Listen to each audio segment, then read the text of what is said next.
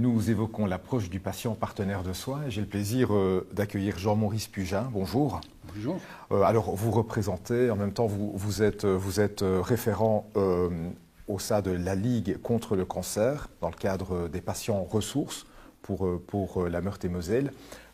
Une question, c'est quoi un patient ressource, en fait, dans le cadre de l'approche du patient partenaire de soins?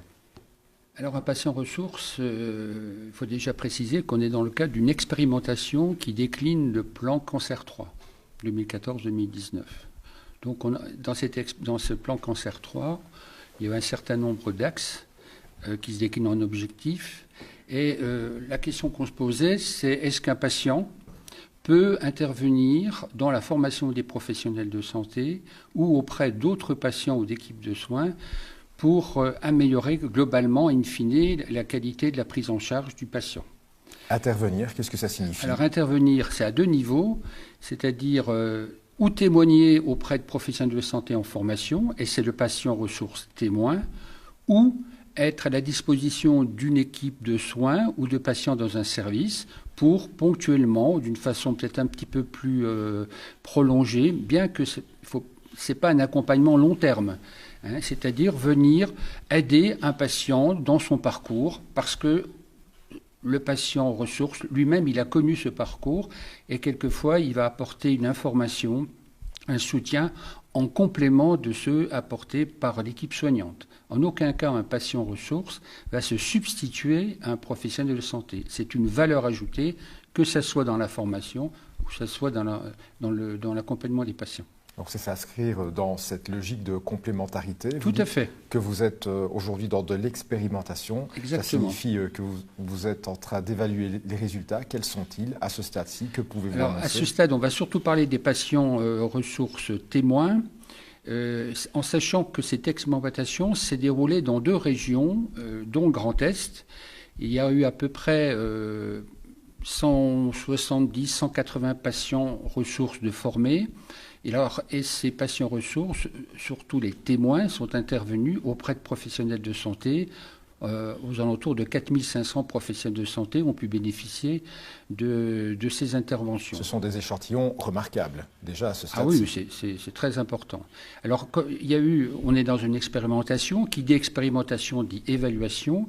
Il y a eu des évaluations tout au long de ces 4 ans, avec sous forme de questionnaires en particulier, à chaud, puis au bout de 6 mois, auprès des bénéficiaires de ces témoignages.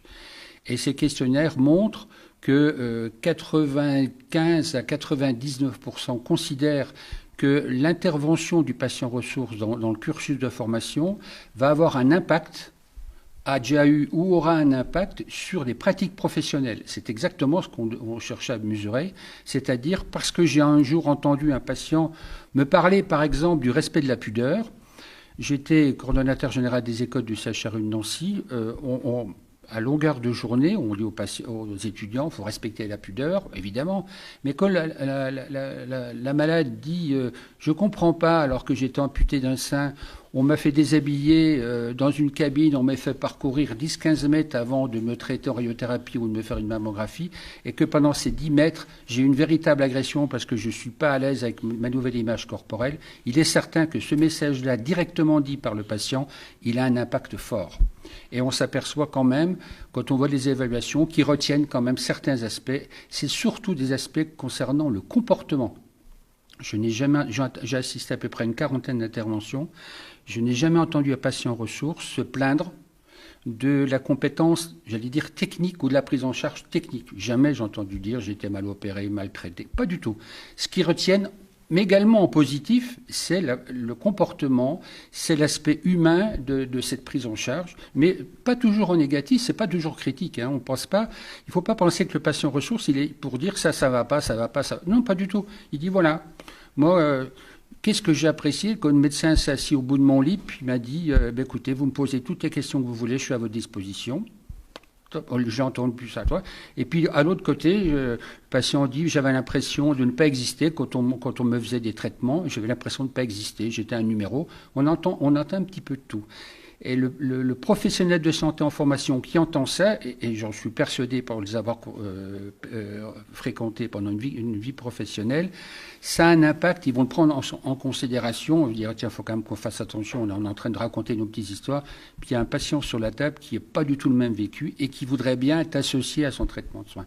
Quand on parle de partenaire, c'est-à-dire qu'il faut que le patient, il existe. J'ai entendu un jour, j'avais l'impression d'être un bout de viande. Quand vous entendez ça et que vous êtes un ancien professionnel de santé, ça fait très mal. Ce n'est pas une généralité, n'empêche que ça existe.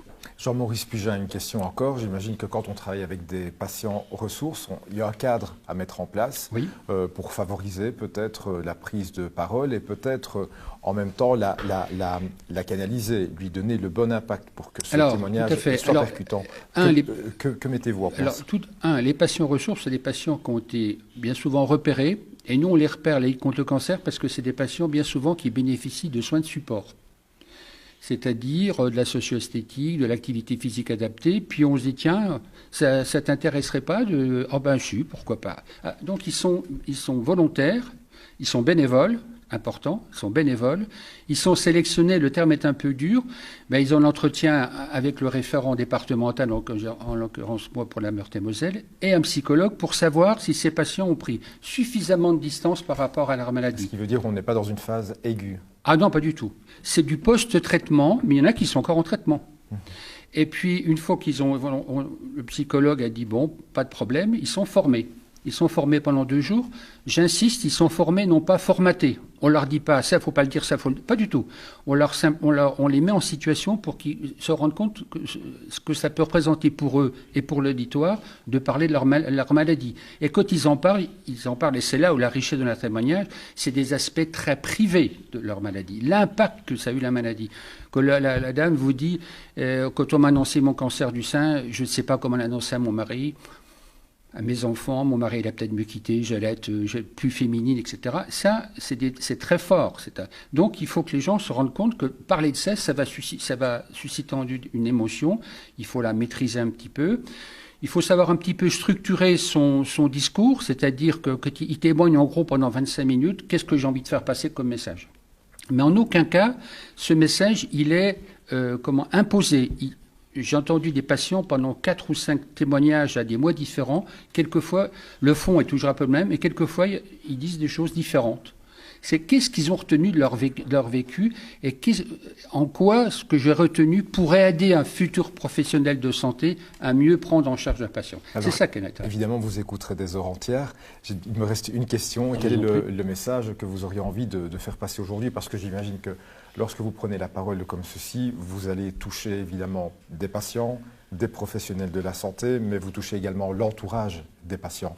Quel est le message que vous voulez faire Le message, je pense, il faut que les structures de formation des professionnels de santé, paramédicaux, médicaux, ne se privent pas de l'apport des patients ressources, mais ces patients ressources, ils doivent témoigner d'une façon rare, de façon à ce que leur témoignage soit spontané, garde sa fraîcheur et non pas en faire des formateurs comme le professeur d'anatomie ou autre.